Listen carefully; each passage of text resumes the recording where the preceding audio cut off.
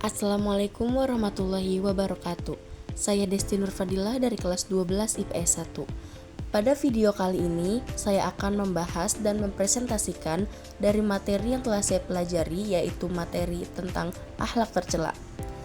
Dalam materi ini ada 3 pokok pembahasan. Tapi sebelum kita lanjut ke pokok pembahasan, kita cari tahu dulu yuk, apa sih itu akhlak tercela? Apa itu akhlak? Akhlak adalah sifat manusia yang terdidik oleh keadaan yang melekat pada jiwa manusia, yang melahirkan perbuatan-perbuatan yang melalui proses pemikiran, pertimbangan, analisa, dan ketangkasan. Nah, kalau akhlak tercela itu apa sih? Jadi akhlak tercela adalah perbuatan atau perkataan yang mungkar, serta sikap dan perbuatan yang tidak sesuai dengan syariat Allah, baik itu perintah maupun larangannya, dan tidak sesuai dengan akal dan fitrah yang sehat. Dalam materi ini terdapat 3 pokok pembahasan, yaitu pertama ada nifak, keras hati, dan godop. Nifak memiliki 3 pengertian. Pertama, pengertian nifak secara istilah. Nifak secara istilah adalah bermuka 2. Sedangkan secara etimologi, nifak berasal dari kata an-nafiqa'u. Nifak secara etimologi berarti salah satu lubang tempat keluarnya yarbu atau hewan sejenis tikus dari sarangnya, dimana jika ia dicari dari lubang yang satu, maka ia akan keluar dari lubang yang lain. Nifak secara bahasa berarti ketidaksamaan antara lahir dan batin. Dan yang terakhir yaitu pengertian nifak secara terminologi. Nifak berarti menampakkan keislaman dan kebaikan di hadapan manusia, tetapi menyembunyikan kekufuran dan kejahatan di dalam hatinya. Jadi, orang yang memiliki sifat nifak berarti orang munafik. Ia memperkenalkan dirinya seorang muslim dan mengaku beriman, tapi secara batin ia adalah seorang kafir dan tidak memiliki keyakinan seperti apa yang diucapkannya di hadapan manusia. Selanjutnya ada macam-macam nifak. Pertama ada nifak amali atau nifak perbuatan. Dan yang kedua yaitu nifak i'tiqadi atau nifak keyakinan. Pertama ada nifak amali atau nifak perbuatan.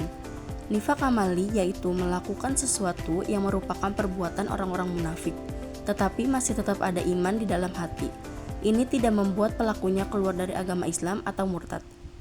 Adapun contoh dari perilaku nifak amali yaitu seseorang berperilaku baik di depan orang-orang beriman, tetapi di belakang mereka melakukan fitnah atau berbicara buruk. Yang kedua yaitu nifak i'tiqadi.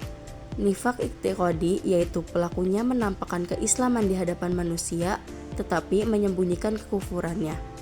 Nifak semacam ini membuat pelakunya keluar dari agama Islam dan dia berada dalam kerak neraka.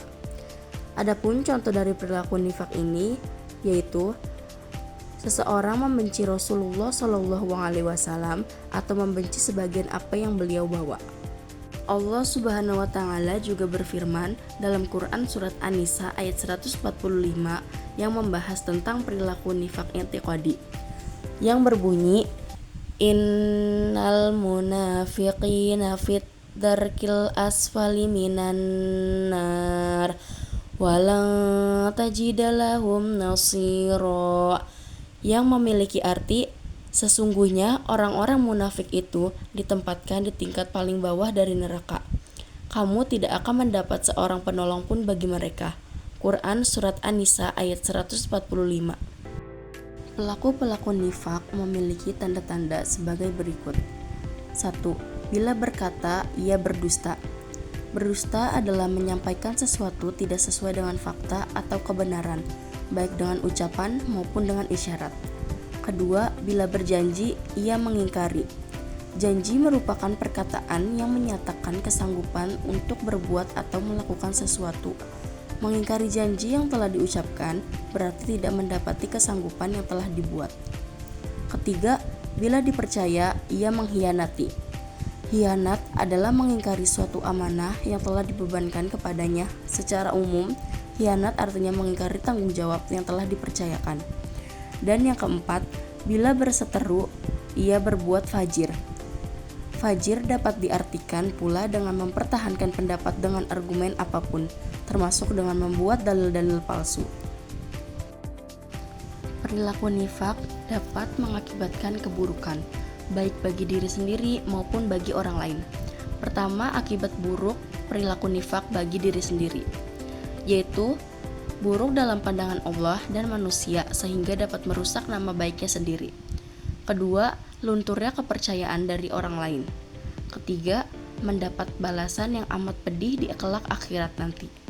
Keempat, mempersempit jalan untuk memperoleh rezeki karena tidak mendapatkan kepercayaan dari orang-orang lain. Dan selanjutnya ada akibat buruk bagi orang lain. Pertama, menyebabkan kekecewaan hati sehingga dapat merusak persaudaraan. Kedua, menimbulkan fitnah karena ucapan dan perbuatan yang tidak menentu. Ketiga, mencemarkan nama baik keluarga dan masyarakat sekitarnya sehingga merasa malu karena perbuatannya. Ada beberapa cara yang dapat kita lakukan agar kita menghindari perilaku nifak. Pertama, bersikap jujur. Kedua, bersikap amanah. Ketiga, meneguhkan perjanjian. Dan yang keempat, mengembangkan rasa tanggung jawab. Keras hati. Pengertian keras hati secara bahasa. Keras hati artinya padat, kuat, dan tidak mudah berubah bentuknya, atau tidak mudah pecah. Keras hati juga berarti tidak akan berhenti bekerja sebelum yang disertakan tercapai. Yang kedua, pengertian keras hati menurut istilah. Keras hati dimaknai sebagai sikap teguh atas pandangan atau keinginan yang tidak mau kompromi terhadap berbagai hal yang berada di luar keinginan ataupun harapannya. Jadi, keras hati adalah sikap hati yang tidak melemah, tunduk, atau lunak terhadap nasihat dan pelajaran, padahal telah melihat tanda-tanda kebesaran atau menerima ujian Allah Subhanahu wa Ta'ala. Orang yang memiliki sifat keras hati biasanya memiliki ciri-ciri. Di antaranya, pertama, bermalas-malasan dalam mengerjakan kebaikan dan ketaatan serta meremehkan suatu kemaksiatan. Kedua, tidak terpengaruh hatinya dengan ayat-ayat Al-Quran yang dibacakan. Berbeda dengan kaum mukminin, hati mereka akan bergetar jika dibacakan ayat-ayat Al-Quran. Ketiga, tidak terpengaruh hatinya dengan berbagai ujian, musibah, dan cobaan yang diberikan oleh Allah. Keempat, tidak merasa takut akan janji dan ancaman Allah Subhanahu wa Ta'ala. Kelima, bertambahnya kecintaan terhadap dunia dan mendahulukannya di atas akhirat. Keenam, tidak tenang hatinya dan selalu merasa gundah. Ketujuh, bertambahnya dan meningkatnya kemaksiatan yang dilakukannya. Dan yang terakhir, tidak mengenal atau tidak membedakan perbuatan ma'ruf dan mungkar.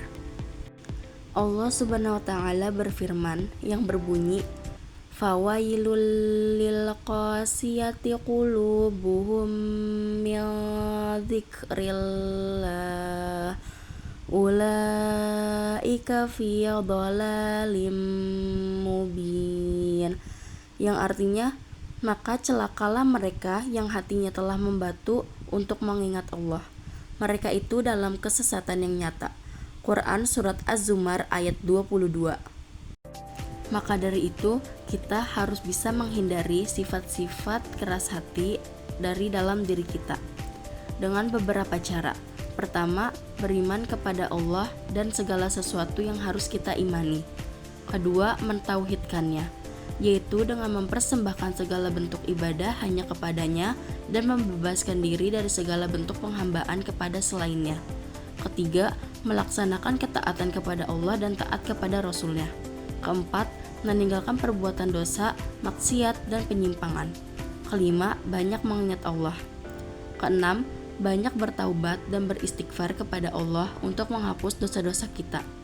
Ketujuh, menanamkan perasaan takut kepada Allah. Kedelapan, merenungi maksud ayat-ayat Al-Quran dan hadis Nabi SAW. Kesembilan, selalu bermuhasabah diri untuk memperbaiki diri. Kesepuluh, yaitu bergantung kepada Allah dan mendahulukan Allah di atas segala-galanya. Godop. Secara bahasa, godop berasal dari bahasa Arab yang artinya marah atau pemarah. Sedangkan secara istilah, godop artinya marah, merasa tidak senang, dan panas hati karena suatu peristiwa atau sebab-sebab tertentu. Perilaku godop dapat menimbulkan nilai negatif. Pertama, ada nilai negatif dari sumber keburukan. yaitu keputusan dan tindakan orang marah cenderung menambah masalah bukan menyelesaikan masalah. Kedua, pemarah menimbulkan kerusakan hubungan antara sesama manusia. Dan yang terakhir, kemarahan dapat merusak keharmonisan keluarga. Dan yang kedua, nilai negatif dari perilaku godop, yaitu membahayakan kesehatan tubuh. Pertama, efek langsung ke tubuh. Karena marah dapat menyebabkan tekanan darah menjadi tinggi sehingga membuka peluang terkena serangan jantung. Kedua, lebih ekspresi.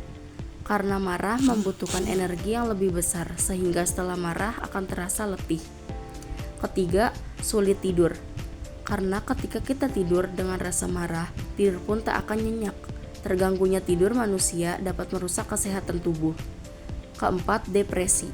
Karena jika terus-menerus menyimpan rasa marah, dapat berujung pada depresi yang akan menimbulkan penyakit-penyakit lain dalam tubuh. Adapun cara-cara menghindari perilaku godop. Pertama, meredam rasa amarah dengan cara menahan diri. Kedua, meredam rasa amarah dengan cara beristighfar. Ketiga, meredam rasa amarah dengan cara membaca ta'awuz. Keempat, meredam rasa amarah dengan cara berwudu. Kelima, meredam rasa amarah dengan cara mengubah posisi. Keenam, meredam rasa amarah dengan cara berdiam diri. Dan yang terakhir, memberi maaf. Nah, jadi itulah pokok pembahasan pada materi akhlak tercela ini. Semoga kita dapat menghindari perilaku-perilaku dari akhlak tercela tersebut. Cukup sekian pembahasan dari materi akhlak tercela yang dapat saya sampaikan. Semoga bermanfaat bagi kita semua. Kurang lebihnya mohon maaf. Wassalamualaikum warahmatullahi wabarakatuh.